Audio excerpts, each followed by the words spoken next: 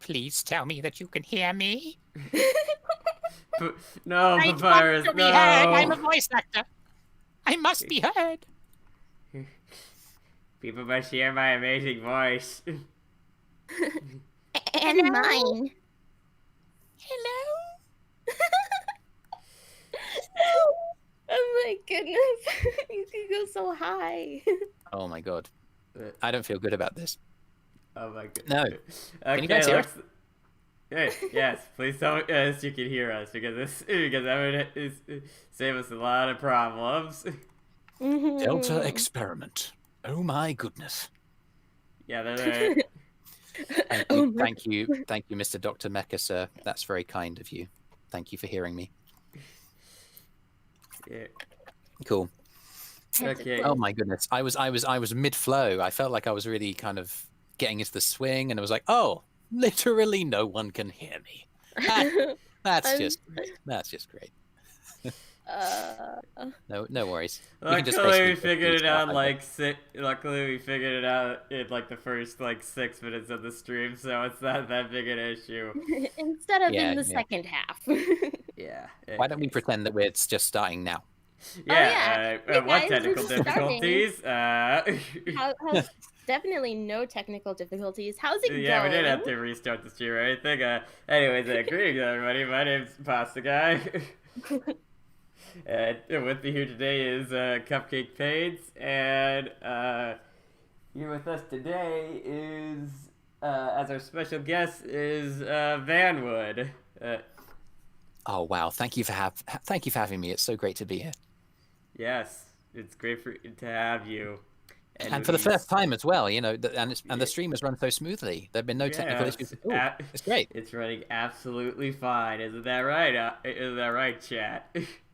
What failed attempt that I'm gonna have to delete later. Save it for bloopers. Well, yeah, it's that is streaming in a nutshell, isn't it? You throw something out there and you learn, because things will go wrong. They always will. So as opposed to being really sort of hypersensitive to it, I've learned to sort of really relax and just be like, if technical issues happen, and they certainly will, just do your best to kind of just stay lighthearted and do your best the best that you can to learn from it. Yeah.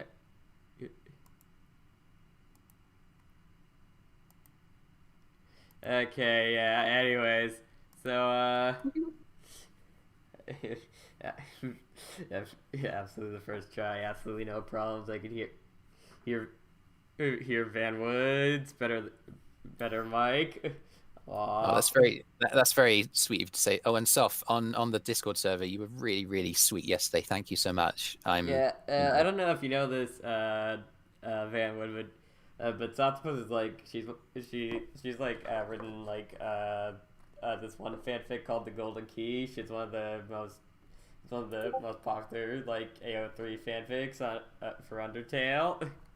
Oh wow, I'd be really interested in seeing that. Yeah. Yeah, it's really good. I still haven't read as much as I should have, but it's really good because Sophtopus was one of our first guests, and we'll be yeah, we'll have you back on, and we'll have you back on once I finished reading all the way up to in Golden Key, so we could have a spoiler hour or whatever. And I never did that. So we spoke the name of the devil. Hi. Hey, Sophtopus, how you doing? Hi. I was asking if it's alright to pop in. Yeah, it's fine. Van said thank you. Oh, no problem. You're welcome. It was wonderful. Playing the Bonnie Heart Club, it was really wonderful. Yeah. Oh man, it's so cool that the project seems to have really captured the hearts of so many people. I don't know if you've seen it, but the fan art is just unbelievable.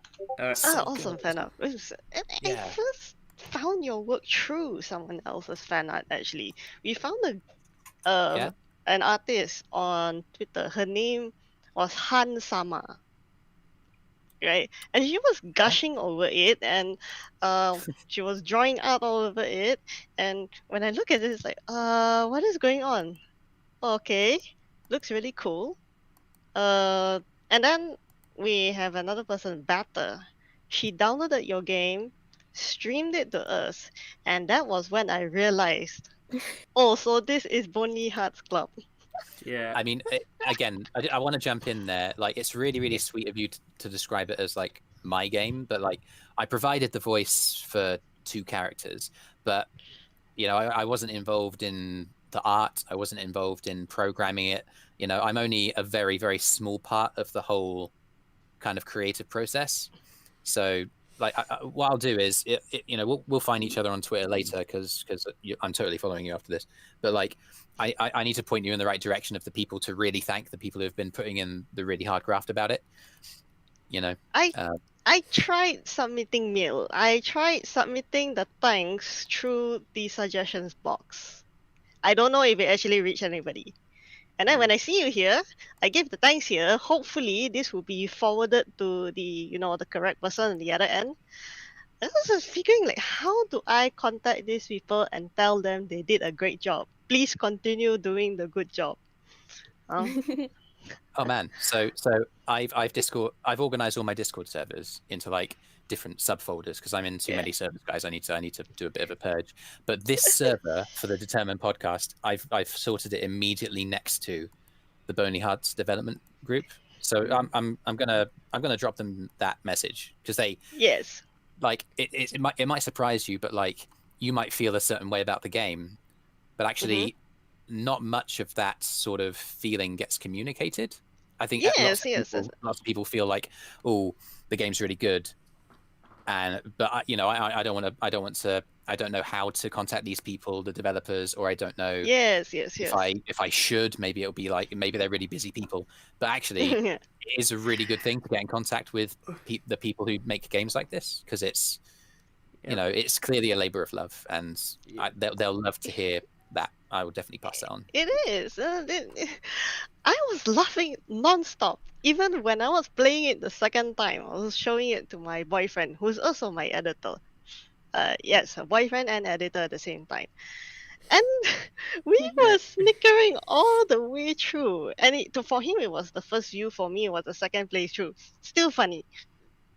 Yeah. I mean, it's not too weird, Sophtopus. I mean, Blair and Dave are like the 2 voice actors for 2 All-Nighters. They're like husband and wife and stuff. So. Sorry, voice actors for who again? 2 All-Nighters. Channel. I know the other one. Yes. I know that you all have heard of Boney Hearts Club through obviously this artist on Twitter, but the main source of the voice actors who were in that game was through 2 All-Nighters. And I guess as we talk about as we talk a bit more about my story, then you'll start seeing how all these threads kind of weave together. Yeah. Okay. Very interested to hear that. Yes. I mean, like, we really need to have some like fan game developers on, because we've had fan fiction writers, we've had voice actors, we've had comic artists. Yeah, comic artists. We've had and all that, but we haven't had like fan game stuff, which is really sad, because the fan game stuff for Undertale is like really important. Like, I'd love to like get like the person who like made like Undertale Yellow or. I mean, did you hear about that? There was another dating sim that was released, and we played it on 2 All-Nighters at Valentine's. It was a separate. What was it called? So desu ka. If you look on 2 All-Nighters channel and just kind of look at the most recent stream, you'll see the details of the game. It's another dating simulator, but it's sans centered. It's like canonical sans centered, so it's not so much about the AUs. But yeah, I saw it. I think I saw that. Not sure if I want to touch it. Okay, the thing about me with games is that if I get invested in it, I feel like, it's only a demo. I gotta wait until when. That's how I feel with Silk Song. So if you liked Boney Hearts Club, then you should definitely try it. Yes. Yeah. Insanely ADD in the chat says dating start. Thank you. Yes, that's what it's called. Dating believe Oh, that's dating what Thank star. you, It's called Jane. dating star. Yeah, I'm yeah. actually not really a fan of dating sims. Actually, I Um, played a fair share of visual novels. It's like there's this the most recent one that I played. Hang on, I have it. Hang on, what was it called again? Let me. mhm. Okay, Doki it's Doki called. Literature Club? Actually, I never played Doki Doki Literature Club. Because the internet basically spoiled like the most shocking parts of that game, so I was just like, well, I'm not gonna get the same experience. The Steam page spoiled it. It No, says that one is under horror horror. game I on don't it. want. Horror, I wouldn't want. Yeah, Mainly yeah, because like one of the I. tags on it is uh, psychological horror, and I'm just like, you're not supposed to know that. Oh. Well. Well, but anyways, my the last visual novel I played, not really a dating sim. Well, it can be. That's the interesting about it is it's called Our Life, Beginnings and Always. And what's really interesting about it is like the thing about it is like it's free to play and free to play. Like there's a paid DLC for it that like you can add extra stuff to it, but it's still free to play. And the interesting thing about it is the main. There's only one person, but the thing is, it's like you can go through so many different routes with them. It's like you don't even have to date the main person at all. You can just be friends with them if you want, and just learn about their story that way and stuff. So yeah, it's like I think that's what's appealing about that kind of game, right? It's the idea that there's so many branching different narratives, and every time you play through the game, you could potentially be discovering something different. I mean, that was definitely part of the appeal of Undertale to me, like the first time I played it. And there's something of that, I think, in the dating sim. I'm not a massive expert on dating sims. I've played like 3 or 4, including Bonely Hearts and DDLC. So I don't have a massive expertise in it, but I do feel like that's part of the appeal for me anyway. Well, usually I don't play dating sims because romance is really not my thing. However, there are 2 exceptions where I respect it, although I didn't reach through the whole thing, which is Tsukihime and Fate Stay Night. Why? Because the girl you date completely changes the story. Yeah, that's what I mean. That's what I mean. Like the that choices is you right. make have a dramatic impact on the rest of the game, right? Yes, Also- yeah, those are the good ones. Those are the very good ones. Also, it helps that Fate Stay Night has a really awesome. It has some really awesome like anime. If you want to go, experience it that way. Like Ufotable ones. I watched Fate Zero. That one was really good. Fate Zero is good.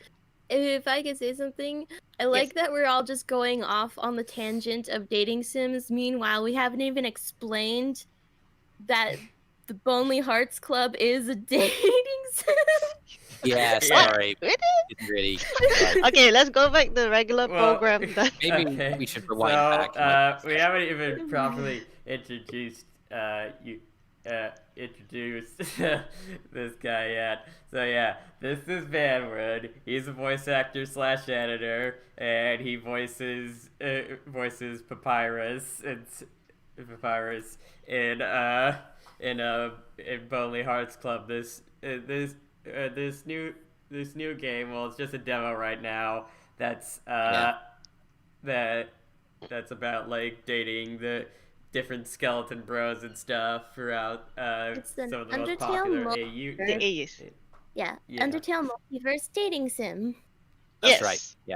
It's set in a fictional house in a fictional world where all of the versions of Sans and Papyrus from a bunch of different alternate universes live there together and are, interactable and dateable, and it's fully voiced. And I provide the voice for the original, canonical Papyrus, but also Poplar, who's the name of. Oh crumbs! I'm going to get this wrong, and I'm going to get in trouble. Horror, right? Horror I was going to say Horror Yeah, Horror Tale. Yes. Yeah, the kind of nerdy one. And that, to be honest, voicing Poplar was the easiest gig that I ever got because it's just myself. Oh, hello. Great. Yes, Ah. good to see you. Let's open a book. Yeah, that's just it's just me. I feel like before we keep on going, just while I have the floor here, I want to read what Papyrus the Skeleton put in chat, just to kind of like get a bit Yeah, of I saw that. yeah. Because I do voice Papyrus, and that's the main kind of voice that I kind of provide for two all-nighters. And you've talked to Blair and David, and you guys can double back to that podcast episode to kind of get the details about who they are. But I do voice Papyrus, it is true. Hello, everyone. It is I, the great Papyrus, and I will be teaching you how to make some amazing frozen hot holy shit! Oh my goodness. Red live for your viewing entertainment. Thank you. You're welcome back. Dr. Mecha asks, A+. so is Core Frisk in this one like a small but noticeable fun cameo, or? Oh my god! Oh my god! Oh my god! Oh my god! Oh my god! I can't tell you. Spoilers. I signed an NDA. I can't tell you anything. Cannot. I've heard of Higarushi and Umineko. I hadn't really understood a lot of the Undertale multiverse stuff, mainly because it took me like forever to watch Underverse. And I've only watched season 1 of it so far. I haven't watched any X-Tale or any of season 2. Have you guys watched this? There's this Irish guy with like a wolf logo, and he does like general critique of like pop culture stuff, and he's done an incredible sort of deconstruction of Undertale, the impact that it had, and the fact that Super Eye Patch Wolf. Yeah, that's one. Yeah. It's just an incredible video. If anyone in chat hasn't seen it yet, I recommend it because it's an incredible look at like, whoa, isn't it weird that Undertale became such a cult sensation on the internet? But to a similar extent, there are these alternate versions of the characters they are not really tied in with the actual game in any way. It's just people are as passionate about those characters as they are about the originals.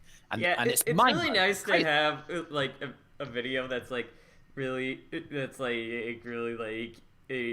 examines the Undertale fandom. It's not just like, hey, look at this weird shit I found. No, it's like a legit analyzation and stuff, and also you can tell he like actually really likes the stuff that a lot of the people have come up with. Yeah.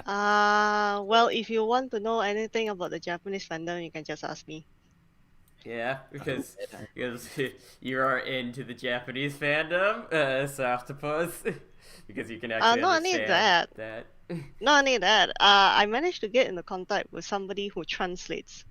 Ooh. They understand English, and what they usually do is translate English to Japanese, Korean to Japanese. So if you have any questions, you can pass it to me, and I see if I can ask the translator. Pass it over that end. Very cool. Yeah, it's interesting. I mean, as me being American and stuff. American, yes. I'm of course very like centered on the English speaking or a native English type stuff for the Untitled fandom, like Americans, and of course the lovely British people and all that. But thank you. Yes. Oh, Vanwood is British? Yeah. I'm from England. Oh, you're from England. Did you not know? No, I don't know. Wow. I must be a better voice actor than I thought. Yes, you can slip into our way less Well, I kind of thought Papyrus was vowels British better. anyway. I mean, I don't know what the Papyrus voice is because it's not quite American and it's not quite British. It's kind of Boston. He's Boston. Go down to Boston. I mean, that kind of makes sense considering how most people most people voice sounds like guys that use guys type of thing. So that He's like a Papyrus would also Brooklyn- have that sort of. Yeah. Yeah, that- it that makes kind a lot of place. sense. We are brothers after all. Yeah. We're having a cup Oh. of Joe at Boston. Hi, David. Hi. It's good to see you. Oh my God, Alphys, how the hell did you get in here? Who let you in? I mean, I'm sorry. It's not. I don't mind you being here. I I see came in you, but through the door. Didn't Ah. you hear me? Didn't you hear me come in? I did not. Oh. But then I don't have any ears, so that probably makes a lot of sense. How can you Yeah. hear things without any ears? It's a good question, and it's one that science has yet to find an answer for. The same way science hasn't answered. Hey, how do we? Hey, where does the food go when we eat? When skeletons eat them? Well, actually, TrashQueen has tried to explain that a bit, but Oh, did you get TrashQueen on? oh no, we haven't yet. But I would Oh really like man, to you've because got to get That'd Deanna be on. great. Great, she's great. Yeah, I consider I Ask Friskin Company was like the first ass block I found and like Oh, read man. through and listened to the comic devs before and stuff. Man, so what I feel like we should do, and I know that I'm really enjoying this conversation. This is really fun, but like, do you mind if I kind of double back to like the story that I had with this fandom, and I want to paint a picture because I want to kind of connect the dots to all-nighters like Soph has been asking about, and there's also a connection with Ask Frisk and Company, and specifically the AFAC dub as well, like from Studio Catbird, and I just remember feel that. like. It was so much fun, and it's still something that I'm kind of a little bit sad about that it kind of died on the Vine. But anyway, like let me just start going. I tried to start talking like this last when we started streaming earlier, but then my microphone wasn't working. But I want to kind of get back into that. No, flow. your microphone was working fine. It was just that no one could hear you for some Yes. reason. It's a terrible thing. A terrible thing. Oh, it's Dave. Hey, Dave. I'm about to go on a massive rant and ramble, so you're here just in time. Hold on, just a second. I need to scold Pasta real quick. Oh God, what has Pasta done? Dave says you need to turn off your Discord notifications. Look,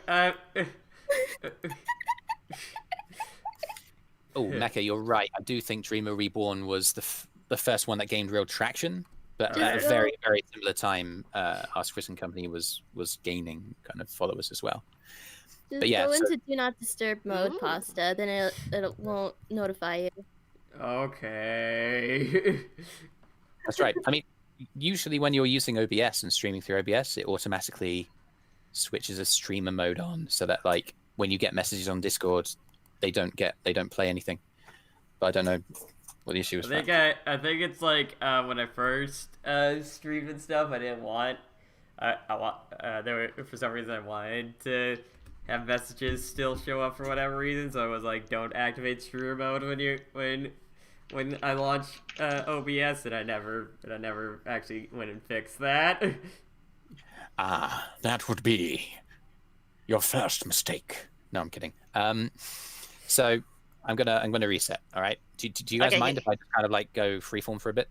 Sure. Go ahead. Is that okay? I mean, Go sorry. ahead. If you feel like I'm talking too much, tell me to shut up because that's fine. No, I can. no. This fine. Go ahead. So I was born. No, I'm kidding. I'm not when I was. I played Undertale for the first time in Easter time 2016 because the game came out in September 2015, right? So it was actually almost a year before I actually played it, and I played it all the way through, and I loved it, and I felt the way for Undertale as we all feel for Undertale. It spoke to me in such an intense way, and I don't need to tell you about how that feels because you played it too, hopefully. And if you haven't, what are you doing here? Go and play Undertale. So I came out of that experience finishing the pacifist run thinking I must do something. I can't just sit here.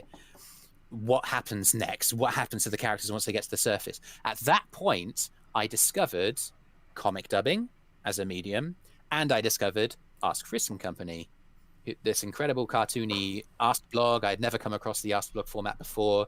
It was exciting. It was fun. It was interactable. And then I discovered, after blitzing through the entire thing in one night with no sleep, I found that there was a Ask Frisk and Company dubbing group on YouTube with like 70,000 subscribers, and I was like, oh no, I'm doing tiny little dubs that are like 30 seconds long and getting 2 views. This is amazing. And I was so keen on like learning how this dubbing works and how editing happens and how to make my voice sound better and like more expressive, but also up my quality. So all of this stuff was happening. I was in a group at the time called DN Dubs. It still exists. You can still go on there. You can still subscribe. I still consider myself a noodle. We call ourselves Noodles in Danger Noodle Dubs. The DN Dub stands for Danger Noodle Dubs, right? And I consider myself to be what we call an elder noodle, and we're still there. Every so often we jump into VC together. We're still talking to each other. We get along really, really well. But the creation kind of just kind of died out a little bit. As I was learning, I was growing, I was developing. In early 2017, after doing things for a few months and after really getting into the Ask Frisk and Company stuff, I met Blair at Comic-Con, the first Comic-Con that I ever went to. I gave myself permission to go to a Comic-Con and embrace the fact that I was a nerd for the first time. It took getting into the Undertale fandom to realize that actually this is okay. And, you know, my first piece of advice for the listeners is, hey, if you're a nerd, that's fine. That's fine. Own it. Run with it. You know, really kind of accept yourself and love yourself despite, you know, what your interests are. Anyway, so I went to Comic-Con, met Blair, and it was an incredible day. You know, I was dressed as a terrible cosplay of myself, inverted quotation marks, and it was awful. But the others were dressed as Brian was dressed as Metaturn, Danny was dressed as Undyne, Blair was dressed as Alphys, and it was incredible. It was a great day. I was like, is this what Comic-Con is like all the time? And they said, actually, this is a pretty boring one. And I was like, I have found my home. So yeah, and at that point, Blair said, one hell of a good first impression. Would you like to join 2 all-nighters? And I was like, what? And she showed me the channel with, again, like 60,000 subscribers. And I was like, geez Louise, we hit like 200 subscribers last week and we were elated about it. 60,000? So I of course I said yes. And I edited, I was editing videos at the same time, learning about how Vegas worked because I just upgraded from Windows Movie Maker. I was using Windows Movie Maker to begin with, and it was like, I was like, this is fine, this works. It's so funny, isn't it? But yeah, like, so I got Vegas, I did a few edits, I was voicing. I had maintained all the way through my time with Danger Noodle Dubs, even though I was the official Sans VA, that Papyrus was the one I was really happy with. I thought my Papyrus voice was the bomb. I was like, come on, this is what I really love. And the other guy that was in the group that was the official Papyrus VA, I didn't really rate him. Like, that's a little bit of insider info. I was like, no, I want to be Papyrus. Papyrus is, you know, I really felt kind of possessive over it. But 2 all-nighters gave me a chance. And I developed it and I practiced it. And it became the beautiful voice you hear before you today. Anyway, so that was happening. And then for years, just increasingly honing the craft. We hit 100,000 subscribers, which is an incredible achievement. What are we on now, David? We're on like 150 something. Man, like, it's crazy to see how much it's grown and how much the momentum has carried us. But yeah, I think Blair and David, and increasingly myself as well, have been feeling like we want to push into other mediums. Like, we want to kind of create stuff that's perhaps more interactable and more exciting than comic dubs. Comic dubs are fun, but we want to do more. And I think that was the connection with Bony Hearts Club arose from that. The idea that we wanted to give our voices to something that was, you know, more exciting. And yeah, I don't think I quite understood what Bony Hearts Club was going to be. I got given a massive script and I was like, oh goodness, this is massive. I'm used to recording like 2 or 3 lines for like a minute-long comic dub. This is like 10 pages, and it was a long, lengthy process, like getting all that recorded. But my goodness, isn't it worth it? You know, when you're playing the final thing. And let me tell you, as a voice actor, you don't always get to see what you record actually appear in the final thing. That's only really happened to me in these really big projects, like 2 or 3 times. Like one of the projects I appeared in a few years ago now was a Skyrim mod. So the Skyrim community is really still vibrant, and people are still developing their own content, their own expansions for the Skyrim video game.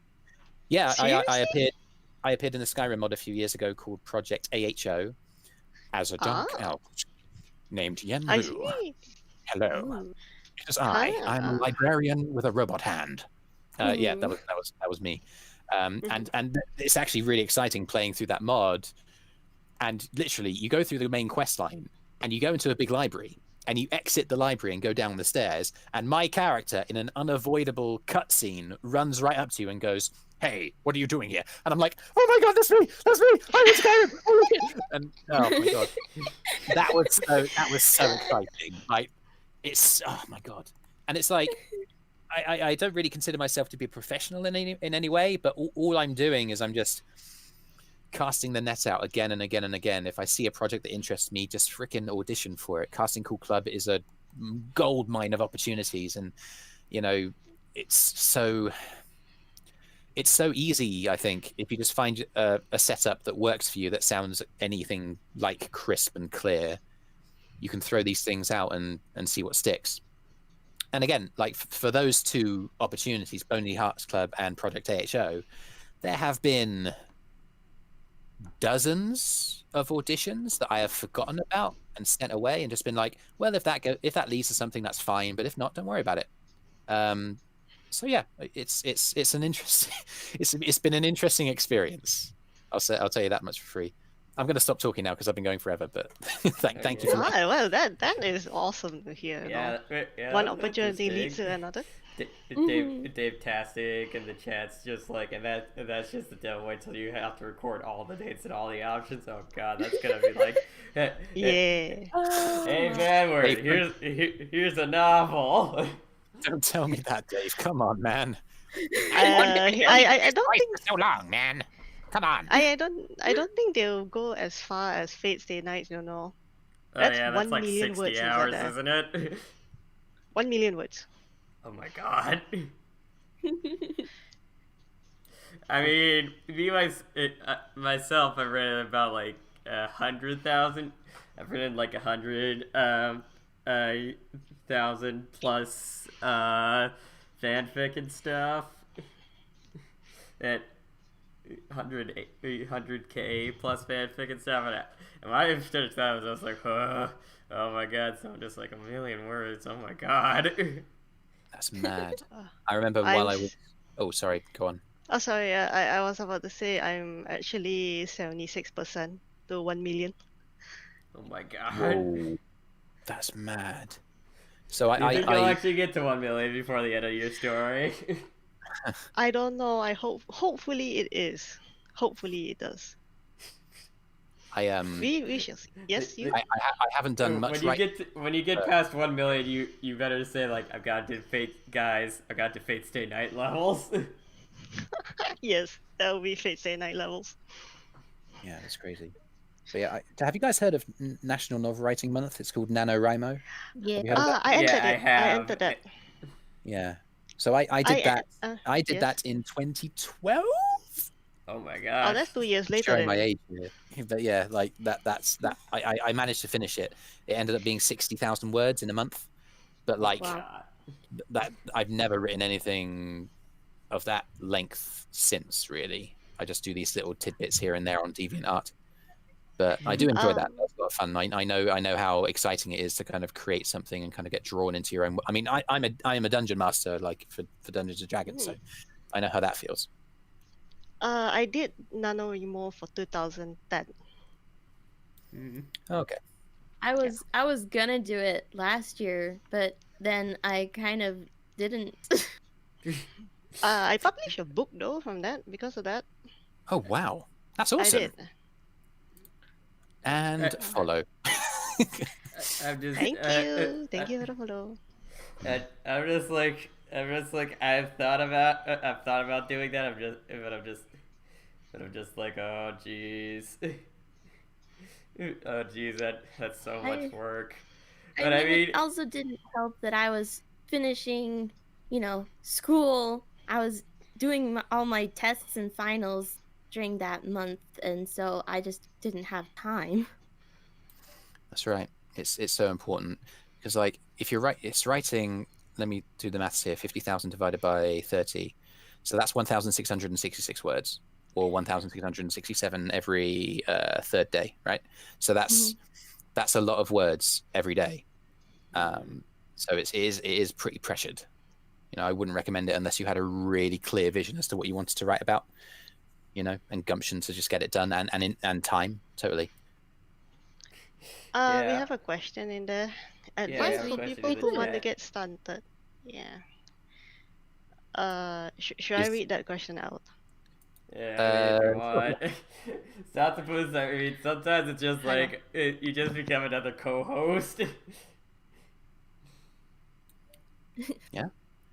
Do you want to read that, or should I? I can read it. It's from Delta Experiment, who we know very well. Jeez. Advice for people who want to get started in voice acting stuff. What sorts of stuff do you do to start building a portfolio? Well, I was saying don't this. do what I did for first thing. I mean, hell, if you trip over your tongue, just let the recording keep going and try again, right? That happens all the time. Anyway, like, so what was I going to think? We were talking earlier on about like how this very stream had tech issues, right? So you had to like you had to pause the stream, you had to stop it and figure out what was going wrong and fix it and then start again. And that mentality of like, okay, it's no big deal. We've run into some issues here. Let's figure out what the issues are, resolve them, and carry on. That's a really positive mentality to have in whatever walk of life you decide to take, right? That's really good. But it applies to voiceover as well. So what I did was I picked up Yeti Blue microphone. It was actually a gift from my parents to help me call them while I was at college, to talk them through. And I didn't realize at the time, but they had actually got me a very, very competitive baseline level USB recording microphone. So I started using that, and I just I signed up for Newgrounds after like then this was actually before I played Undertale as well. I decided to try voiceover, and it just went nowhere, and Undertale brought me back to it. But like the website that really transformed my experience, Delta, is Casting Cool Club, castingcoolclub.net. Sign up for that. It's really user friendly. You can look for whatever project you want. You can record an audition and upload it, and it's colorful and it's vibrant and it's easy to use. And basically, all of the projects that I've ever been casted in that have ever really mattered have been through castingcoolclub.net. That's my first kind of piece of advice for you. Sign up to that website. But even, I guess, before that, what I should say is, you know, you've got to make sure you've got a recording setup that sounds decent. You know, you can have an incredible voice, but if you sound muffled as hell on the audio quality, no one's gonna give you any. No one's gonna freaking give you any roles. So a good entry mic, and I was saying this to Cupcake earlier, like a good entry mic is the Yeti Blue. Like it's a USB mic, and it gets a lot of stick for being it's just a USB mic. It's awful, but actually, it's possible to get professional quality sound from a Yeti Blue. What matters as much as the microphone, and indeed more than a microphone really, is the recording environment that you're in. And for that, if you're starting out, the solution is to grab your bed sheets, to grab your duvet, and throw it over you at your desk as you record. Make sure there's a bit of space between you and it doesn't kind of encroach too much. Keep about maybe 6 feet of space around like the microphone in your mouth. Kind of, you should open up your index finger and your thumb and put that between the end of the microphone and the start of your mouth. That's your distance that you should be from the microphone, and the duvet will absorb all the other sound, and it will sound fine. It won't sound particularly incredible, but it will sound okay. Record stuff into that microphone, recording lines for projects that you want to do, and just send out auditions. Lose count of how many auditions you send out. And you know, if it's not your best work, it doesn't matter. Send it out and keep going. Keep auditioning for whatever project you want. So yeah, the 3 elements there are, you know, make sure you've got a decent microphone, make sure you've got a decent environment, which for a beginner is literally just throwing a duvet over you as you record, and 3, Casting Cool Club. That's where I started. There are other ways to get in.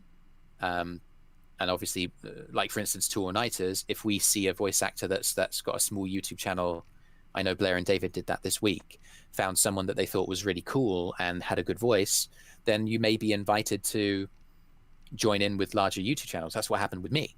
That's how I got into Two All-Nighters. I made videos myself. I decided, if this isn't, nothing's really working, there's no one who wants to do any video making, so I will just do it myself. I guess that's almost like, it's almost like a 0.4, isn't it? A fourth point that I'd add on to the other three that I'm talking about is, hey, if you want to get into voiceover, learning how to edit videos is a good way to make yourself more appealing. Because like I'm a voice actor for Two All-Nighters, but I am also a video editor, and I don't think that I would be there. I don't think I would have been. I don't think Blair would have gone for me as quickly as they did without my kind of experience with editing videos as well. So making yourself more versatile and being willing to do some of the bit more boring grunt work is something I totally recommend as well. Oh, fake confidence works wonders. Oh yeah, I'm kind of panicking inside right now. So yeah. There's people watching me and I'm off script. Yeah, I mean, you kind of get used to that. I've been on Twitch for a little while, and Twitch streaming is a good. I mean, that's a good way to practice actually, kind of being in a performative sort of aspect in front of people, because it's totally informal. I play Skyrim on stream every so often, and it's super fun. I'm relaxed, but I'm also performing in the same way that I'm performing right now for you guys. Like, this is a performance. This is a kind of role that I step into. So refining that side of you is really worthwhile as well. Yeah. I don't know if that answers the question. I haven't really... Sorry for suddenly vanishing because my brother was talking to me. Yeah. Sorry. It's fine. It's fine, Sophtopus. I mean, at least you silence yourself. Whenever my brother comes in, I'm professional as hell, and he's just like, hey, how you doing? And I'm just like, yeah, I'm doing good. Sorry, Cupcake, what were you saying? You whispered something? Pardon? I whispered, yeah. Link me your Twitch channel so I can. Oh yeah, totally. My Twitch channel is Vanwood VA. Everybody follow me. We reached 120 this week, which is cool. Followers, which is cool. I want to build on it. And listen. All you can expect is me to go on Skyrim at the hardest difficulty level and just get brutally slaughtered by everything that moves. and I basically scream a lot. I do. I love it. Because I've voiced Papyrus so much, I just switch into the Papyrus all the time, and people seem to like that because of the frenetic energy. Yes. Indeed, Pastor Guy. I'm sorry, I will pass the mic over to you, proverbially speaking. I don't actually have a physical mic. But there you go. Well, I do, but I can't give it to you because you are on the other side of the world right now. Wonders of technology. Actually, we've been having a lot of British people on lately. Like, on Sunday, we're also gonna have Nate Duell, who runs this one ass blog, and he's also in Britain, I think. So I'm just like, so many British people. What's it like having having free healthcare? Sounds nice. Well, at least when your government's not trying to defund it for one reason or another. Yeah. I don't think this is where we should talk about. Yeah. Stay on topic. I'm sorry, the political science major in me came out for a second. No, I'd be interested in meeting him. If he's a fellow Brit and he's an Ask Blogging, then to be honest, yeah, probably aren't that many of us. I'd like to meet him. Yeah, he runs those Daydreamers blog, which is like a Frisk and Azrael ass blog and stuff. So of course you'd really like that one, Pasta.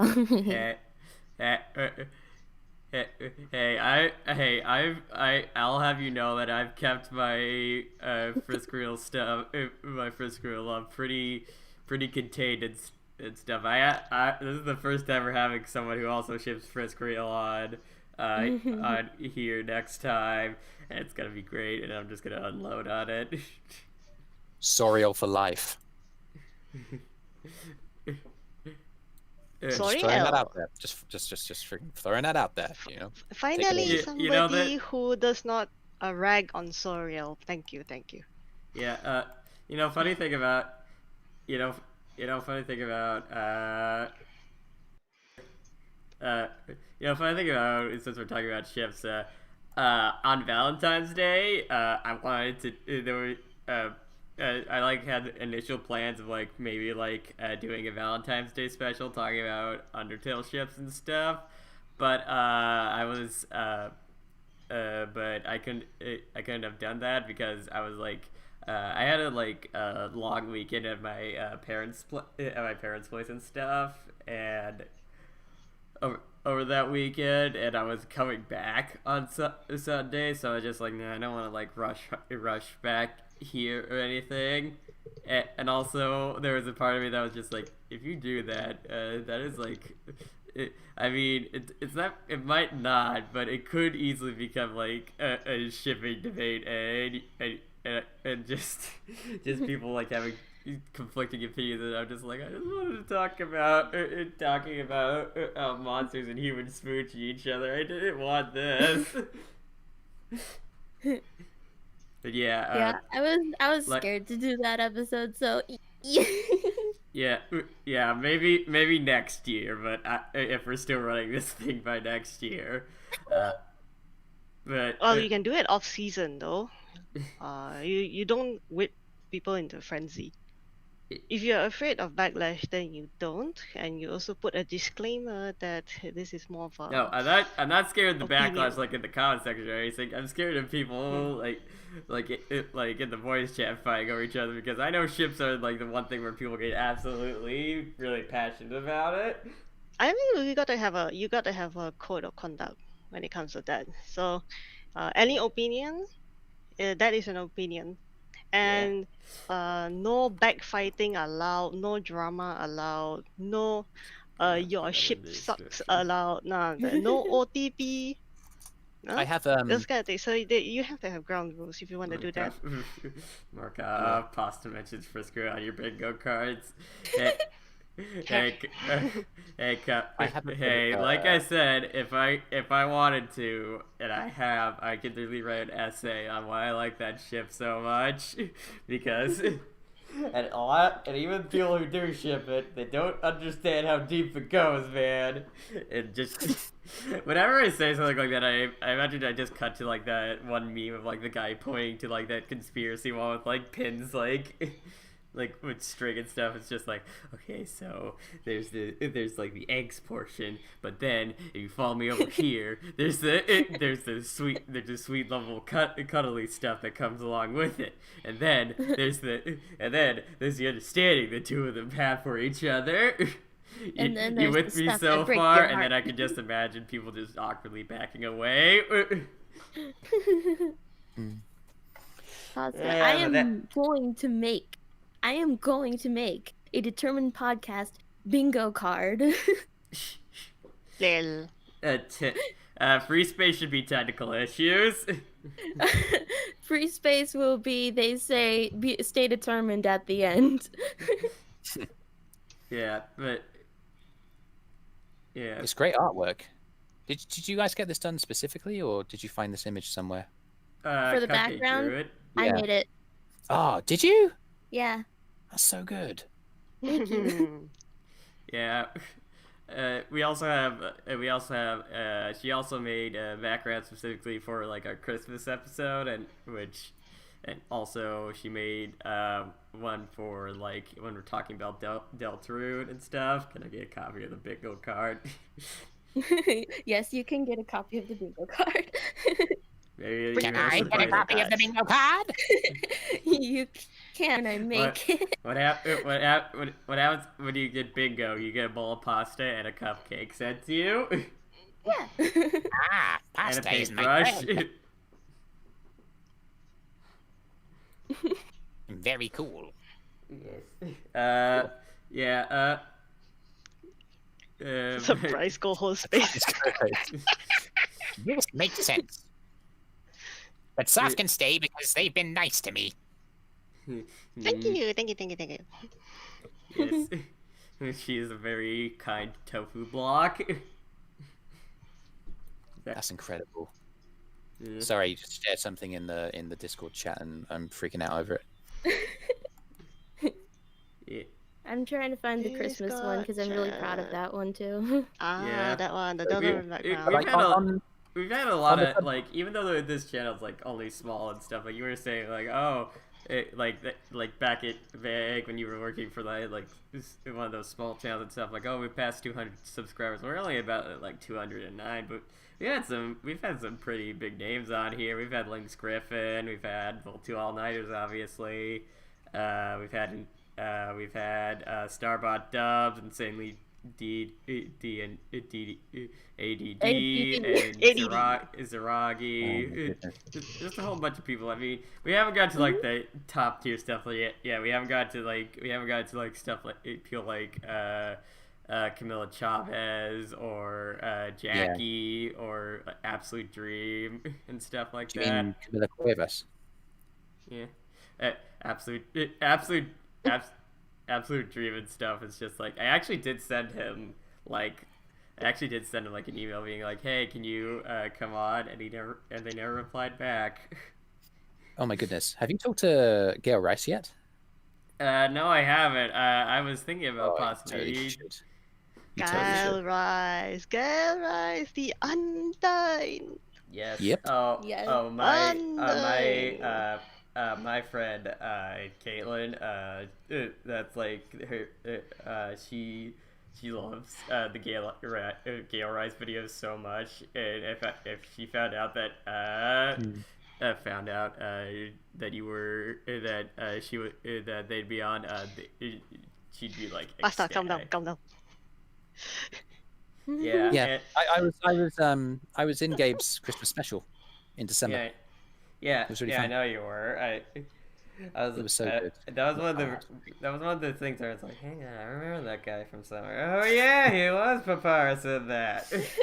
Oh So yeah. that's an example of like, not what you know, but who you know. And that's another little piece of advice for like voiceover. Like when you start doing jobs, like two-nighters, right? You're getting your voice out there. You're regularly in videos. So the amount of kind of influence that you have starts to grow. So that I did a similar kind of streaming series just over a year ago now, similar to what you guys have been doing for the last little while, for two-nighters, called The Fandom Lives. Mm-hmm. And it was a similar premise. Like it was a very, very similar thing to what you guys are doing here, and it's a great idea. Like I agree with you that this is a really cool thing to do. But one of the people that we had on there was Gail Rice, and I met Gabe, and we hung out, and we chatted for a bit, and we got along so well. Dude. Yeah, we got along so well that we became friends, and I supported him on Patreon, and I don't know if you've heard, but Gabe's released like an actual webcomic, like an official sort of separate creator. Yeah, I saw on Twitter they were like, "Hey guys, I actually made my own thing. It's like a webtoon and stuff, which is really cool. It's really cool. Their artwork's like really good, so I'd really like to have him on sometime." I mean, I'll talk to him if you want. Yeah, I mean, you're like my in for like Gale Rice and TrashQueen, so yeah. Well, yeah, Deanna's funny because I recently sort of stopped running this, but I was running a D&D game for the last couple of years for TrashQueen and Comic Cat, who are the two people who make Ask Risk and Company. Oh my goodness, we haven't even started talking about Ask Risk and Company. So like my connection with that group started with they were doing the YouTube series, and they did this thing where they opened up the askers to just have general voices. And this Delta Experiment, this is the first way that I experienced Casting Call Club. I signed up for Casting Call Club for the purpose of auditioning for the askers, quotation marks, for that comic, for that art stuff, because they were opening up to anybody. Anybody could go onto Casting Call Club and record themselves and audition. And that was my in, right? Because I if you look at the the Ask Risk and Company series and you watch enough parts, you will eventually start recognizing the voice of some of these askers because it's me. And I was really, and that was one of my first tastes of like, oh my goodness, I'm in something huge. I'm part of like a revolution, man. This feels incredible. And yeah, so that was really exciting. And then as time went on, and I built up experience with two all-nighters. Ask Riz and Company was on a break for a while. They started a new season. It was starting to get a bit patchy with its uploads, and I met John Corsith, who is still a personal friend. He was the voice actor for Papyrus in that dubbing series, and we got along really well. Papyrus. Yes, it was a mysterious moment, and there was a fun moment where he was giving me feedback on how to improve my Papyrus voice, and I tried to take it on board because he was one of my inspirations because I loved his Papyrus so much. It was crazy. It was like a fan meeting one of their heroes. That was the impact that the dub series had on me. I've had a similar experience. Like when I met Link's Griffin, I was just like, oh my god, because I loved her Talk to Future Past and Paper Trail stuff so much. They legit inspired my own fan works for Undertale so much. I was just like, oh my god, it's them. Fans inspire fans. It's amazing. Yeah, totally. It's why a series like this is so cool for the people who are hosting it. And I remember how that feels when I was doing the Fandom Lives, because you are asking these people to just come on and talk about what they're passionate about, and you're passionate about it as well, and you're a fan of them because of that shared sort of connection, and it's incredible. It's a really, really cool idea. So yeah, anyway, I actually joined the Ask Risk Company dub production team, and by then they had renamed themselves to Studio Catbird, and at that point I met Comic Cat and TrashQueen. TrashQueen is obviously the artist, and then Comic Cat was the voice of Kara in that series on YouTube, but is also the main sort of story collaborative lead. So TrashQueen is like the head of creating all of the arcs and all of the ideas, and then basically Comic Cat is TrashQueen's sort of bounce off person. Like, they share ideas together and they kind of form the story together. So I've gotten in lots of trouble for sort of saying, oh, it's all TrashQueen's work, but it isn't. Comic Cat has a hand in it as well, in like a story kind of manner, I guess. But yeah, I met those two, and I ran a D&D game for them for 2 years, and I kind of put that down because it was becoming quite a lot to handle. It was weighing quite a lot on my mind, and I wanted to look after myself, like mental health wise. So I said, I know that the game hasn't finished. I know that you're in the middle of an adventure, but I just need to step back from it for all manner of reasons. I'm not going to go into them here. But yeah, like that was how I got to know, TrashQueen and Comic Cat. I don't want to name them because I know Comic Cat's quite sensitive about that. But I know them. I consider them to be close friends. But the thing is, like, doing this work, and this is what's quite exciting, Delta Experiment. I'm addressing this to you. Am I Dave Static? I mean, I'm a fan of Dave Tastic. Does that mean I'm Dave Static? I don't know. Yeah, but like with regards to like Delta Experiment, the only reason I'm in a position where I'm meeting these sort of, I put them in quotation marks, influential people in this fandom is through doing what I've told you before, getting a microphone that sounds good, getting a sound recording space that sounds good, throwing all the auditions that sticks at every project that I have any vague interest in, and learning how to kind of present yourself in a live context, in a live space like this, and through practice and through dare I say it, determination. You can, and I think that's probably one of the reasons why I remain so excited about Undertale, because it's like I learned a lesson from Undertale and I applied it, and here I am. Yeah, I'm just like it's Undertale's been such a big thing for me, like ever since I was like a little 15-year-old. Just I played it like a little bit before you did. I played it on I played it on Valentine's Day weekend and stuff.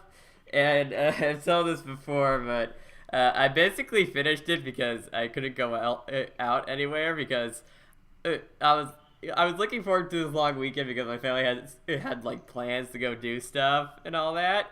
But then basically everyone but me and my brother caught this like flu and stuff, so we couldn't go anywhere. And so yeah, I was just like holed up in my room because I didn't want to get sick or anything from any of the other people. So I just stayed in my in my room, and I was just like, "Hey, that game I got for Christmas, Undertale and stuff. Let me actually beat that." So yeah, I actually beat that because of that, and I've told this story before, but I remember my sister coming up to me. She was still pretty sick. She was like dazed and like and her voice was like super stuffed up, and I was like, "Sam, I'm having trouble being Asgore," and she's just like, "You can do it, kid. Long. You can do it, kid. If I can beat him, you can too." Because yeah. Another thing, when I first played Undertale, I had to play Undertale with the keyboard. I didn't have back then. I didn't have a controller that could connect up to the computer, so. Oh man, yeah. I've always played Undertale on the keyboard. Oh, I think it's my easier. God. I mean, I don't know. Am I wrong? Don't mean- know. I played it on the controller. I mean, Yeah. it really depends on what you're used to. If you're used to the controller, it's easier with controller. If you're used to keyboard, it's easier with keyboard, I imagine. I did Yeah. get the PS4 special version, the one with the little the music box. Mm. Ooh. You know, Wow. do you with the guys locking, remember that? yeah. Like, yeah. Oh man, it's so pretty. It's great. And there's like a little booklet of all the music and like treble clef, like music notation. It's got like the main melodies of all of the music in it. It's great. I think that's one of the reasons why Undertale is so powerful, right? It's the score is music. incredible. Like there's a Mhm. leitmotif running through the whole score, the whole soundtrack, that keeps on recurring in every song. It keeps on playing, and it just draws you in to this idea that this is a little world, but it's so big and deep, and the characters in it really matter. And I think that element, that depth, really, I think that's what part of the reason why it's so appealing. You know? Mhm. Yeah. Toby never expected his work to blow up this much. You know, he thought it's going to be a very small fandom, a cult classic at best, not a worldwide phenomenon. I mean, he underestimated himself. Yes, he clearly did. I mean, he had a little bit of experience with it before because he worked with Andrew Hussey on Homestuck, which I'm also a fan of. I'm in aerospace, if all of you don't know, which I am pretty airheaded a lot of the time, so it kind of works out. Hold on, got it. The Cupcake's Looks got like- some looks mic like issues again. Yeah. Cupcake, you Can you okay? talk? Is our resident duck duck okay? Hello. Oh, okay. We can hear you. Hoi! Hey. Hello, Oh yeah, another. mysterious dog cat thing. What is a Temmie? What even is a Temmie? Temmie is Temmie. That That makes was sense. adorable. That's what. Both the character and the actual person, which. by Oh, the way, actual person is adorable. He's there was so a part of me. sweet. There was a part of me that was like, there was a part of me that's just like, you know, Temmie streams a lot. What if I asked her, and I'm just like, no, dude, you're not ready. I don't think you got that much cred yet. I'm going to shout out Gabe's new webcomic. Again, oh, yeah, I think it's really it's cool. great, And guys. it's You should go hard, check it out. You Yes. should totally do it. Yeah, it's called My Companion Rocker, and it's on Webtoon, and it's awesome. And part 2 got released today, so cool. Sorry. Yeah. So was there like any other questions that any of you wanted to ask, or that the chat had, or anything like that? Yeah, I guess so. I mean, the thing is with this podcast is that, like, as soon as we ask one question, we go on, like, several million tangents and stuff.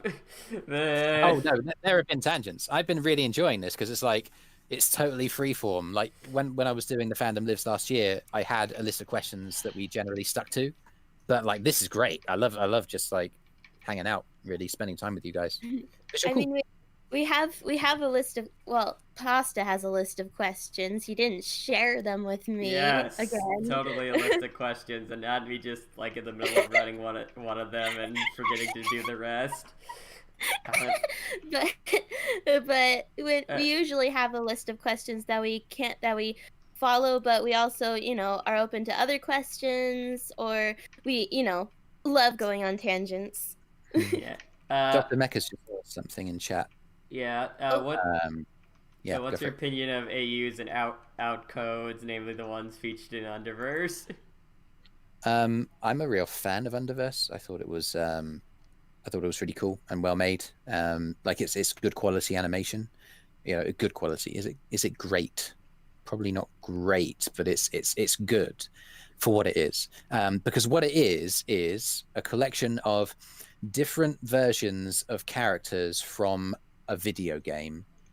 And again, we talked about this, like the Eye Patch Wolf video that kind of deconstructs this. But it is incredible, isn't it? Like, I find it really mad that a video game becomes like a global hit. That happens. The fact it's an indie game makes it more of a win, because it's just one guy and maybe a small team of friends creating something that has touched the hearts of millions and millions of people across the globe. That's incredible. But on top of that, in the years that have happened since, is like these different versions of the characters that exist in alternate universes. And it was kind of established in the game, because you had the vision of like the void was generally sort of teased at various points. Gaster himself sort of pointed towards the existence of alternate users. Well, the fact that you were saving, right, and you could save and reload your game gave rise to this notion that alternative universes could exist. So canonically, it does make sense in the world of Undertale that different versions of the Undertale world would exist. It's actually a similar thing to what happens in Dungeons and Dragons, which is something that we haven't even started talking about yet, and it's another huge passion of mine. But like the idea that every single game, that's gonna be an interesting question. Like, what the heck is it like playing Dungeons and Dragons with trash? Oh man, I liked. Oh man, yeah, it's great. It's a lot of fun. I don't regret any of that time. But yeah, the idea of D&D is that every single D&D game that has ever taken place takes place in the same universe, just an alternate, like an AU. Basically, D&D was the birthplace of the AU in some respects, because every single game of D&D that ever takes place in the world of Dungeons and Dragons, just in a different version of it. Which is a really cool concept, and it's linked to the AU idea of Undertale. But anyway, like, I find it unbelievable that people are getting so passionate about characters that aren't even the characters from the video game. It's several iterations away from. And you were talking earlier on about like doing a ship stream and being afraid to do it because of how violent the backlash would be, because of how much people care about ships of characters from several iterations down the line from an actual video game, Yeah. And I think that excites me, because it means that like human creativity is really fully unleashed here on an IP and just running a million miles with it. And I think it's great. I think it's incredible. So that's my opinion of AUs. I think I have a similar view of the follow-up question, like OCs that are capable of traveling through the entire multiverse. Yeah, man, if you make an AU of Undertale, canonically, according to the game, it's part of the Undertale world. Like, because in the fact that resets are possible, infinite universes are therefore possible. So if I make a Pikachu tale in which every Undertale character is a version of Pikachu. I'm just looking at the plush on my desk, right? So and I made it, and I made a little artwork of it, and I posted it on my Twitter. That officially becomes part of the Undertale canon. That I just get that excites me. It's just like, that's so cool. And I have a Pikachu plush. I have a Raichu plush. So nobody should say that X is not canon. Yes. And that's what is discarded. I mean, my question to people who think that way is like, what are you injecting into the world through kind of criticizing someone else's honest sort of interpretation? You're not bringing anything to the table that's making anybody or anything any better. The only thing you're doing is you're tearing things down, and you're being destructive. I remember this argument a lot during the early days, like 2016 and 2017. Gosh. Yeah, the fandom was a lot more expressive back then. Did I cut you off? I wasn't in the fandom back then. I didn't have to deal with it. Luckily for me, I stayed mostly out of that stuff, and I just watched the comic dubs and the Undertale animations, and read a couple comics on Tumblr. Didn't get into any of that. Yeah, so like Dr. Mecha's kind of following up on what I'm talking about, saying, there's a difference between alternate universes and alternate timelines, and Mecha, you're clearly really, really invested in the kind of fabric of what constitutes canon, what constitutes an AU, what constitutes a timeline, la la la la. Like, it's that degree of sort of immersion, I guess, that degree of sort of passion about what the rules are, that is like, so it's what makes the whole thing so unique. And I think it's wonderful. I think it's so valid and important that you invest your passion. Honestly, like people like being like nerds or like super into minutia and stuff about their fantasy worlds and stuff. I think the person we have to blame for that is Jrr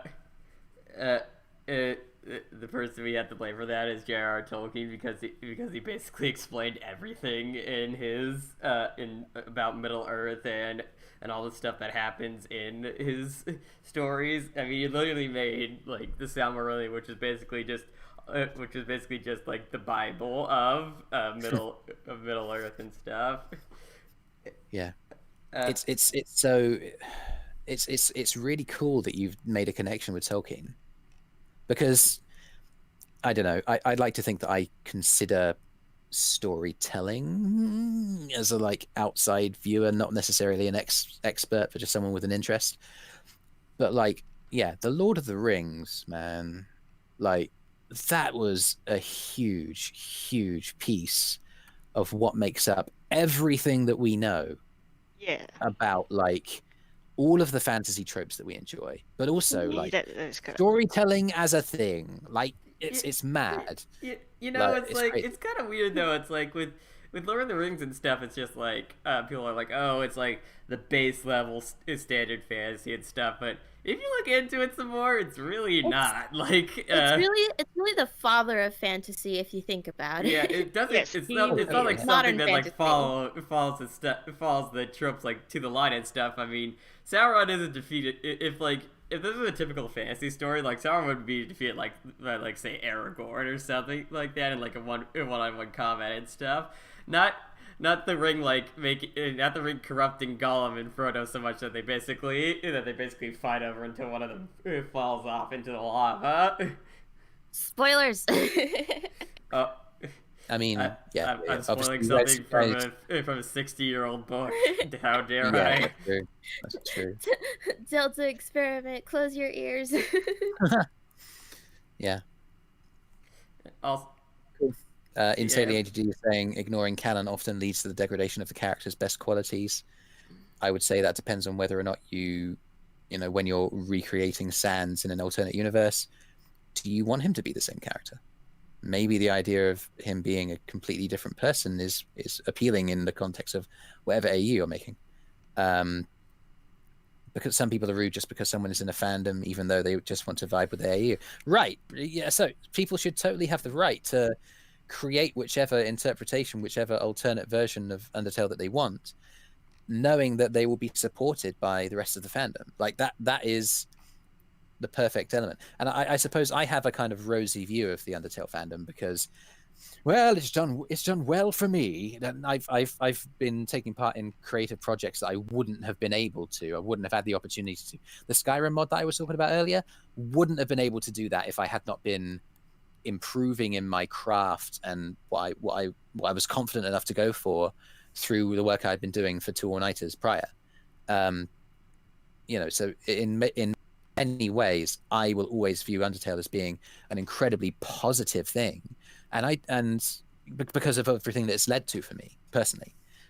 So that, like, everyone talking about how cringe it is, it's like that just doesn't really speak to my experience of Undertale in any way. So I don't also don't understand. I don't really identify with any of it. Like, it's like it isn't my experience. I don't think that way about it. So for that reason, I find it really easy to sort of let those comments just kind of go and not worry about it too much. It's like you're worrying about maybe doing a stream about, different ships and worrying about what the fallout would be. Well, my response to that would be, well, if you want to do it and if you feel passionate about that, then it shouldn't matter what people think. Like, that's what I've always tried my best to hold to. I haven't always done that because I'm fallible, I'm human, and what people say and think do obviously affect me. But in so much as I possibly can do it, and I try my best to be like, well, this is what I want to do. This is where my passion is. I'm making the world a better place by injecting something fun and engaging into it, and I'm trying my best to be as kind and as courteous to everybody else around me while I'm doing it. I have nothing to apologize for here. I've got nothing to say sorry for. So I will not heed those who say that or intimate that I in any way have to, because I won't. I'm on my getting off my soapbox now. Tim P. Lord of the Rings deepest lore is the Blade of Glass en route to Mordor. Write that just to Blade troll of grass his... bust. Didn't he write that just to troll with his friends? It was just a troll. It wasn't serious. I mean, with Tolkien and stuff, he's a very interesting writer. He's just like, there's that quote Jrr Tolkien quote unquote hates allegories. It's like, that's actually not entirely true what his feelings were. It's like he doesn't like direct allegories. Like, it's super easy to like make connections to like this fantasy thing to another, which makes a lot more sense when you find out that he was best friends with the person who wrote the Chronicles of Narnia. C.S. Lewis. Yeah, the Screwtape Letters is a fantastic book. If you haven't read the Screwtape Letters, you must. It's brilliant. Yeah. Anyway, like, what was I going to say? I had something really relevant to what you were talking about, and it slips out of my head. Oh, that's so annoying. I hate it when that happens. It will come back to me, but I'm going to jump on to what Insanely APD is saying about what we're talking about with, like, ignoring canon and AUs and stuff. That's fair, but often my favorite character is murdered because it makes his brother sad. I love the fandom, but man, it's hard to find things where Papyrus isn't dead or dumb. Now let me tell you about Papyrus. Because I think there's more to Papyrus than just a walking meme machine, okay? Walking meme machine. Oh, yeah. Having voiced Papyrus for quite some time, I actually think that there's a little subtle element to his character that lots of people overlook. I think that Papyrus is ever so slightly self-aware. He knows he is a buffoon, and he relishes in it. He enjoys being the dumb one, the daft one, etc. And so, yeah, I attempted to inject that sort of... sometimes when the comic's a bit darker, or like sometimes if I'm just feeling a little bit bleh when I'm voicing for something, I will inject a little bit more of that like more cynical side of like the fact that Papyrus, he knows like that he's, you know, he deliberately sort of mispronounces things and misremembers things, knowing full well what he's doing. That's how I kind of interpret the character of Papyrus. So that when you're on a genocide run and he says that he's going to choose to spare you, for me it has lots of weight, because the way I interpret Papyrus's character is that he says, okay, you know, the daft silly stuff that I do all the time aside, you are worth giving a second chance to.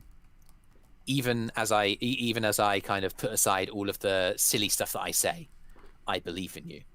I feel like that has kind of lots of weight for me, that particular moment of the genocide route, for that reason. And that's part of how I interpret Papyrus's character. And it's part of how I kind of voice him, that kind of degree of self-awareness. Yeah. So I don't think that Papyrus is necessarily dumb.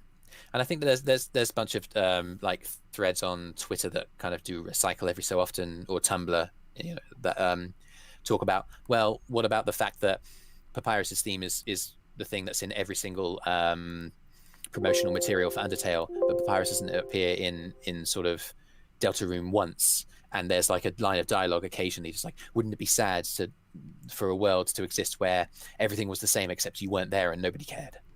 And just little elements that like piece together, and it just feels like there's unlimited depth to what we can kind of interpret and uncover from the game. Crumbs, I could really go on for hours, and that is indeed what we are doing. You know. I mean, Yeah. it's filling time, so. Hey, look, insanely ADD. I also understand where you're coming from, because a lot of the time, my favorite goat boy, he can often be sidelined in a couple of things. Yeah, that's right, Kara. I know your blog ended like years ago, but Asriel, that was a freaking third wheel. Well, okay, Papyrus story for me. Yeah. I played Undertale when I was also sick, something like pasta, but not a flu. Okay. When I first met Papyrus, I called him the sweetest dumb cake. Okay, because his initial impression was like that. And then when I arrived at his battle, okay, and when he just tosses the bones around, and then your soul turns blue, and then you just drop to the ground. And then I was like, oh my god, he's not the sweetest dumb cake. He actually knows what he's doing. Oh my goodness, what is going on? Ah! Then I pretty much through the whole battle. That's cool. It's really cool. Sorry, is there anything else here? I think a lot of folks in any fan base confuse what they think as canon for what is actually established as canon. Yes. I mean, it's really interesting, isn't it? There's a kind of philosophical debate, and kind of at the moment, J.K. Rowling's name is being kind of kicked and drawn through the mud because of her transphobic views, right? And I'm of the opinion that some of what J.K. Rowling has been saying is pretty bad, pretty bad. Like just demonstrably false about a lot of things that she's saying. But like, does that invalidate like Harry Potter? Is Harry Potter less of a work because of these problematic views espoused by its publisher, its writer, years and years and years later? And I don't know how much I connect this actually, but like in a similar way, Toby would have had a certain perspective on what he wanted, like the people in the underground to have done after the end of the pacifist run, right? He'll have had his own idea about like everybody's mindset and views and where they were all at. But like when you're consuming a work, whether it's the Harry Potter books, whether it's Undertale, whether it's the Lord of the Rings movies, like what makes them special to us, what makes them matter, and what makes them important is the fact that we make a connection with those stories, and in so doing, we inject a bit of ourselves, right?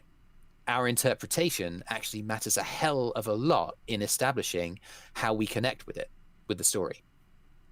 So, confuse what they think as canon for what is actually established as canon. I don't know that that's necessarily I don't know that that's necessarily the right question to ask. Like, how I interpret this story will be different from how anyone else does. Yeah. My copy of Undertale on my PC is unique, right? That's what the AUs are all about. So I know that there'll be an official published canon, and I'm sure it's there, and I'm sure it's right, depending on what Toby says, right? Because I guess the official source of canon should be Toby. But like, why are we asking the question of, I mean, the question is phrased as if it's kind of problematic to have your own interpretation, and I don't think that's true. I think actually the way that we connect with the media that we consume forms part of how we interpret it, right? Mm-hmm. I don't know. I feel like I'm going into like philosophy and stuff. I'm sorry. I'm going a bit weird. Yeah. Wait, Tim P is the editor I spoke about. He edits the Golden Quiche. That is him. Oh. Tim P. You see? Oh, cool. So he'll. I think he and I Right, probably enjoy each other's company because I feel like we could talk for hours about this. But Yeah. I enjoy your company, so. Yeah, you're a cool dude. That's very sweet, My thoughts on this stuff is like, it's like the whole death of the author stuff is just like, as someone who's like written stuff, I'm just like, no, I don't want to get rid of the author. They worked hard on that, but and their opinion still matters. But I feel like the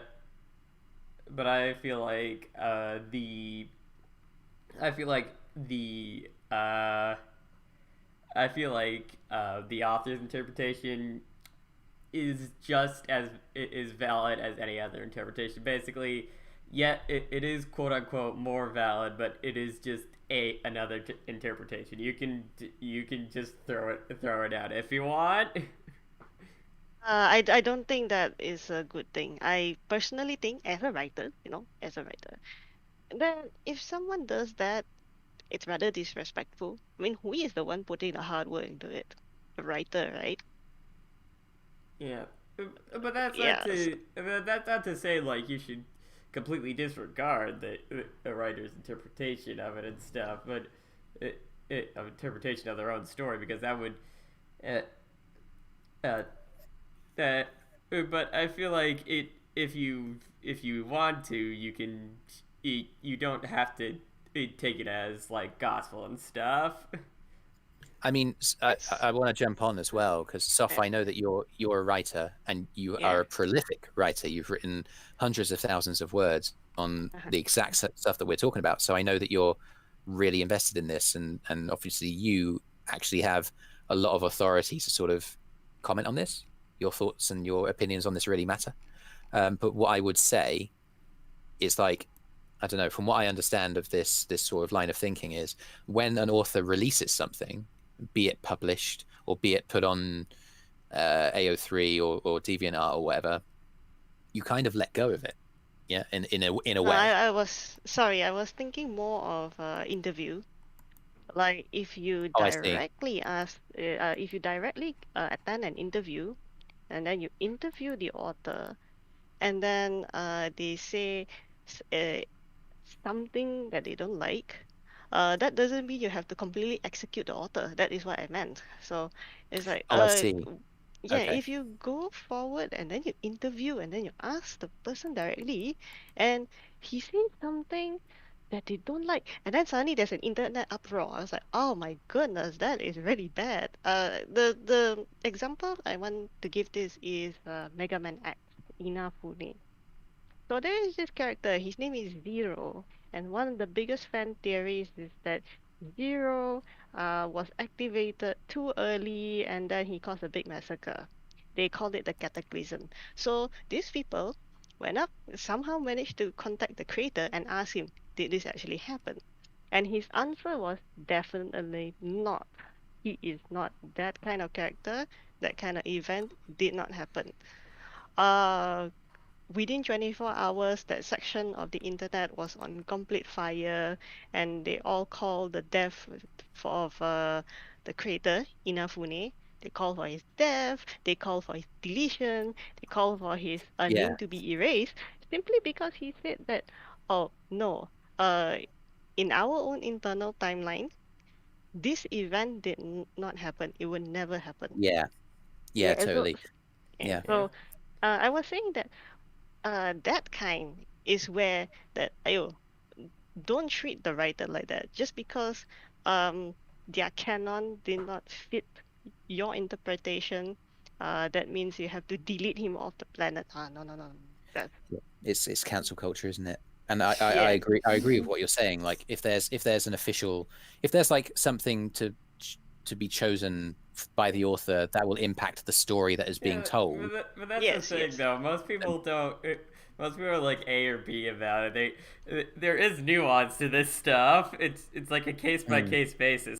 Honestly. Yeah. Yeah, I think that's very wise, Pastor. I agree. Yeah. But sorry, Soph. anyways, like speaking about Mega Man a bit though, I would really like a game that actually is like shows like the end of the classic series and how it transitions into Mega Man X though, because that sounds like it'd be a really interesting game. It'd be really sad though, because it'd probably involve like the classic characters dying somehow or being deactivated or something like that. But still, it'd be really. I feel like it'd be really interesting, and I mean, Mega Man games can have like sad ending and stuff. I mean, sad ending and stuff. I mean, Mega Man. 04. Yeah, Mega Man 04. 04, just like yeah, Zero saves the world and everything. He's flippin' destroyed though. The world was saved at the cost of his life. Yeah. Were you about to say something, Soph? Oh, I'm trying to remember. Oh, crumbs. Do you mind if I go? Crumbs. What? Sorry? Do you mind need if to go? I... No. I mean, do you mind if I say something? Go ahead. I think there's a general sort of acknowledgement in chat that like building from canon when establishing like a alternate universe or whatever context, you know, in the context of Undertale it's AUs, but in other fandoms they're obviously called something different. But like building from canon sort of is a way to be like truer, maybe more authentic, maybe more like, don't know, proper, like true to form. I don't know. I'm struggling to like express what they might be getting at here. It's like if canon should be my foundation, is that like a more true AU? Is that a better story to tell? Or is completely sort of disregarding the original canon and just using the characters' likenesses? Does that mean that's worse? I don't know. I just thought it was an interesting observation. It does take a certain flexibility to accept getting overruled by the original author and adapt to it. Yeah, no, I mean, yeah, potentially. I mean, this is just really interesting stuff. I'm a big fan. I mean that's the thing. It's like that's the thing. Is like people that are gonna have to that are making I'm currently my thing that I'm writing right now. Running right now is like a Deltarune story. What I think is gonna happen like after chapter 1 of Deltarune, like, or at least how I do it and stuff. From what my personal thoughts on what's going to happen and stuff. And no, before you ask, it's not typical stuff. Raleigh isn't secretly revealed to be a murderer or something like that. But anyways, yeah, I know one day, even if I do finish it and people love it, eventually Deltarune's gonna come out, and it's probably gonna be either better or better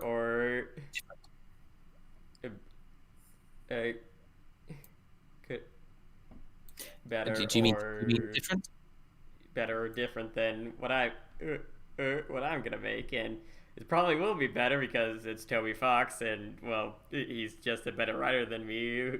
I've written like one whole fanfic and a couple of short stories and stuff. He's written a whole game and a whole bunch of stuff before that. So yeah. how long will the stream be? I need sleep, but at the same time, this is fun. I'm not sure. I like to go for at least an hour and a half, and we've done that, so.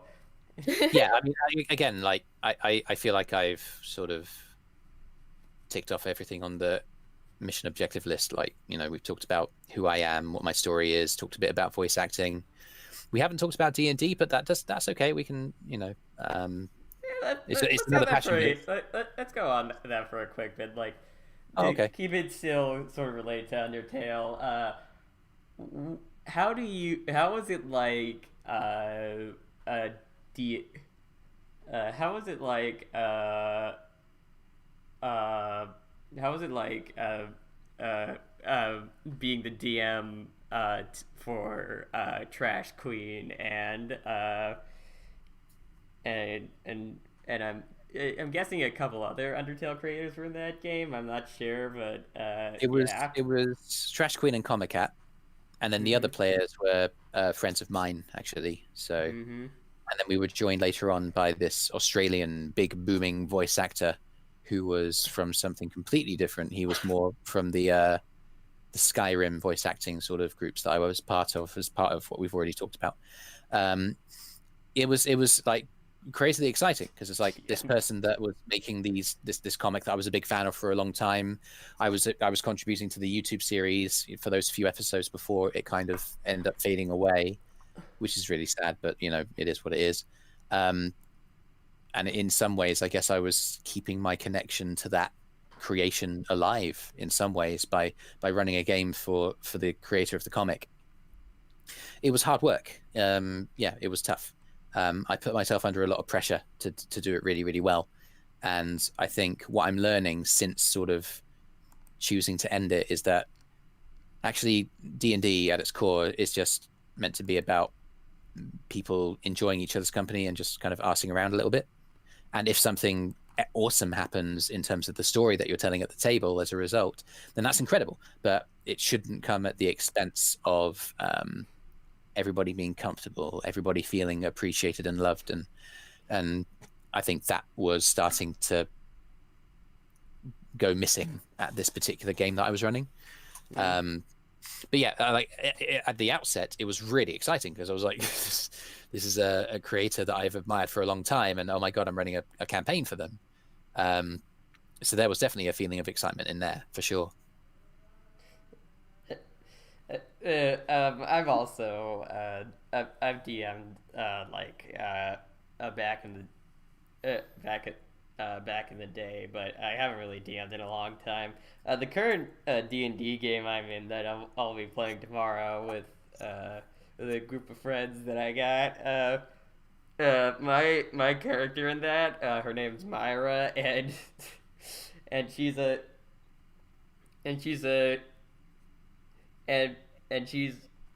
conceit to her is like she's basically a druid that's kind of a pothead. Like there's a good reason why, because she's so in tune with nature, and like one of the big themes about this story is like the gods and stuff are like dying and stuff, so it's like really painful and stuff.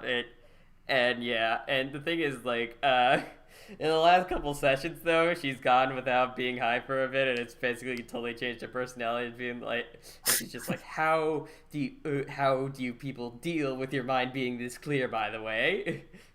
Yeah, totally. I'm. Do you know what? We've been talking about like AUs and interpretations and reinventing characters from like official canons. I feel like D&D is a great discovery for somebody who's really into Undertale AUs to make, because D&D is what I've talked about before. Like it's officially infinite universes. There's an official world of Dungeons and Dragons, but also as a DM, you could literally choose to create your own world. Like someone said in the chat, right? Tim said DM Papyrus. I could literally start DMing for you guys right now, and we would be in a D&D game, and that would be officially part of the omniverse almost of Dungeons and Dragons, which is very similar to the kind of phenomenon of the Undertale AUs. And again, like you can be as excited and invested in your druid who's a complete pothead because you're really excited about that character because you made them and that is your character. And no one can tell you that that character is wrong because you made it. And you've got your stats, you've got your strength score and your con and your dexterity, you know your abilities, and they're all according to the rules of the game. So that's yours, and no one can take it away from you. And there's a sense of possession in having a Dungeons and Dragons character. I have like 6 now, right? Because I'm way too into it. But like, there's an element of like ownership of those characters. That's a similar sort of vibe. And I feel like it's more defensible than perhaps the Undertale AUs, because with the Undertale AUs, you can always say, well, this isn't linked to the official canon. Whereas in Dungeons and Dragons, the official canon is yours to create as a player. It's and within more that so- campaign. Yeah, totally. Yeah, it's within that campaign. So Because it it's will a story always that you're be canon. making. Yeah. Like, I'm sorry, Soph, I keep on talking over you. I don't mean to. Oh, sorry, no, sorry, I don't mean to either. It's the delay between the continents. I live in Malaysia. Oh, nice. I live in Malaysia, so anything I hear from you on your end, I think would have finished. So there is a delay. As a result, we end up talking over each other. I'm sorry about that. That's okay. But I think I get what you're saying, right? Like, your group and the DM, the person who's running that game, are creating a world and creating a story, and the DM will tell you guys what's going on, and you will be shaping the DM's kind of story by what you choose to do. And Okay. in that respect, it's your own little universe. It's your own little AU. Yes. And in that respect, like, it's no surprise that I took to D&D as strongly as I did, having been so enthralled and interested by the Undertale AUs. So yeah, I'm super passionate about it. I consider myself to be a fairly well-practiced DM. I guess you could argue I'm paid to do it professionally because I run a D&D group at work. So and that's paid time. So I guess I'm kind of a semi-pro DM. Pro DM. I mean, I don't You know. know- I'm on paid time and I'm doing it. So yeah. Oh, hey, Tim. Tim joins us. It's great to meet you. Oh, great. Now more things I have to add to the description. Don't mind me. Yeah. Anyways, speaking of D&D, there was actually this fun comic by Karibun, which, if you don't know, like, made a whole bunch of Undertale comics back in the day. He with Frisk and Azrael, but there was this one where there was this thing where they basically did do a D&D short D&D comic and stuff. Basically, Oh, cool. it was like Kara, Frisk, Azrael, and MK doing a D&D game, and yeah. You know, TrashQueen did a little AFAC plays D&D, just a tiny little thing, and that was super fun. Yeah. Didn't she also do like a Hunger Games sort of thing? Like. Oh yeah, she did a Hunger Games on the official server. That was fun. That was. Of course, when they mean Hunger Games, all the weapons are like water guns and stuff. If I remember correctly. So. Guys, I'm sorry to maybe cut this a little bit short, but we've been going for a while, and I'm starting to get a bit tired because it's getting kind of late over here in the UK. Yeah. Do you mind? I mean, we can wrap this up. it's up to you. But like, just if you had anything else that you wanted to talk about or ask, then maybe closing questions or something. Okay. Chat. If Chat, do you got anything you want to ask this? You better ask it now. Now is the time. Yes, now is the time. Cupcake, Yes. you enter the tavern. There's a large monster behind the desk. Oh. He's made completely of fire, and he's wearing sunglasses. He's wearing a dapper waistcoat and a bow tie. Mm-hmm. There are a bunch of dogs around a table on your left playing cards. Mm-hmm. What would you like to do? I would like to pet the dogs. You approach the dogs. You reach out your hand and pet. You pet decisively. Pet efficiency at 60%. The dog turns around and gives you a quizzical look. What are you doing? I'm giving you affection. The dog smiles and lets himself be pet. He rolls onto the table, smashing the card game all over the place. The rest of the dogs are annoyed by this. And you give belly rubs aplenty. You win the game. Well done. Yay! That's it. You play Dungeons and Dragons. It's P in the chat. What's the meaning of life? 42. The meaning of life is 42. That's just that. Well, it's the answer, isn't it? That is the answer. Well, of life, the universe, and everything, it's 42. That's right. My friend actually told me, like, this is a spoiler for the later Hitchhiker's Guide to the Galaxy's books, because if you guys don't know, there's actually more than one. They've only ever adapted like the first to second book or radio play. It's odd, but yeah. Anyways, the 42 actually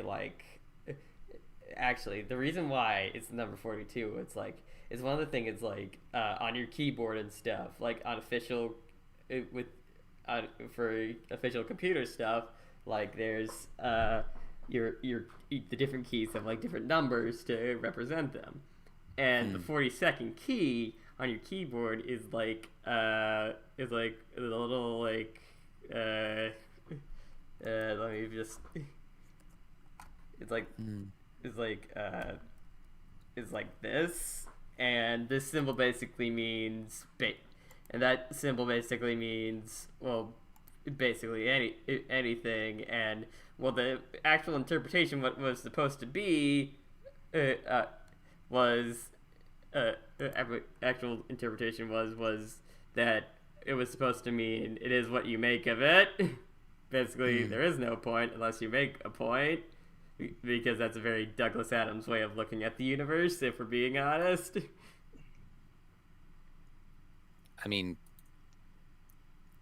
I'm sorry. I'm starting to sort of trail off because I'm getting kind of tired. But if you're still on the meaning of life thing, the meaning of life is to kind of do the best that you can for other people, the people around you.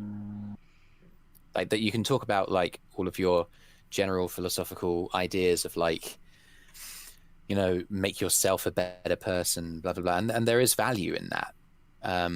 Or like maybe it is just all a crazy cosmic accident, and even if that's the case, what it comes down to is, you know, your time here is finite.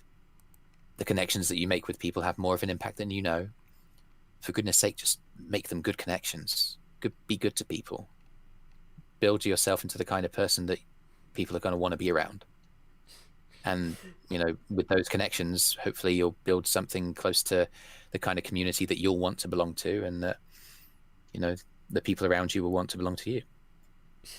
I'm sorry, but since you have a British, with your British voice and stuff, that sounds like way more profound than if I just said something like that.